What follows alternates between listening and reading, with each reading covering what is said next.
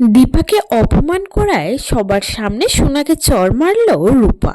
হ্যাঁ বন্ধুরা, আমরা এমনটাই দেখতে পাবো অনুরাগের ছোঁয়া ধারাবাহিকের আজকের পর্বে। কৃষের কথা শুনে রূপা বাইরে এসে আরিয়ানকে জিজ্ঞেস করে কি জন্য ডেকেছে। তখন আরিয়ান একটা গোলাপ ফুল দিয়ে রূপাকে প্রপোজ করে। তখন রূপা আরিয়ানকে জিজ্ঞেস করে আরিয়ান কি পারবে রূপার জন্য 10 বছর অপেক্ষা করতে। তখন আরিয়ান চুপ করে থাকে, যা দেখে রূপা বলে, আমার জন্য ভালোবাসার মানে 7 জন্মের বন্ধন। আমি জানি তুই পারবি না আরিয়ান, 10 বছরের কথা দিতে পারছিস না, 7 জন্মের কথা কি করে দিবি বলেই চলে যায় রূপা। রূপা চলে গেলে আরিয়ান মন খারাপ করে দাঁড়িয়ে থাকে, যা দেখে সোনা এসে আরিয়ানকে প্রপোজ করে। কিন্তু আরিয়ান রূপার জন্য সোনার প্রপোজালটা রিজেক্ট করে দেয়। এতে সোনা আরো আঘাত পায়। এদিকে ভেতরে সবাই মিলে খাওয়া দাওয়ার জন্য রেডি হচ্ছিল।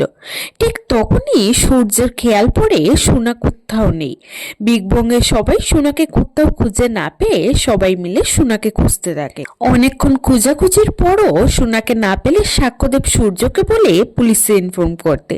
তখন দীপা বলে সোনা এখানেই আছে। তখন সোনাকে ডেকে বলে, তুই যা বলবি তাই হবে, তুই শুধু বেরিয়ে আয় মা, তোর ইচ্ছের বিরুদ্ধে আমরা কিছুই করব না। দীপার এই কথা শুনে সোনা আস্তে আস্তে বেরিয়ে আসে।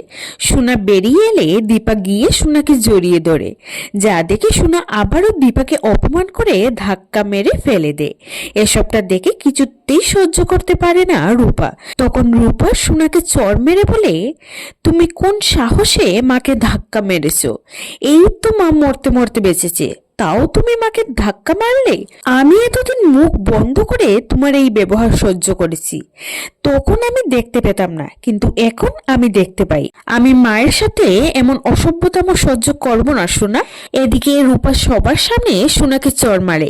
এই অপমান সহ্য করতে না পেরে চারুকে নিয়ে বাড়ি ফিরে যায় সোনা। বাড়ি ফিরে সোনা পুরনো কথা ভেবে ভেবে কাঁদছিল, মন খারাপ করে বসেছিল। তখন মিশকা সোনাকে ফোন করে আরো উস্কে দেয়। মিশকার কথা শুনে এবং এই অপমানের যোগ্য জবাব দিতে মিশকার সাথে হাত মেলায় এবার সোনা। তো বন্ধুরা, রাগের বশে এবার কি রূপার কোনো ক্ষতি করে ফেলবে সোনা? তোমাদের কি মনে হয়?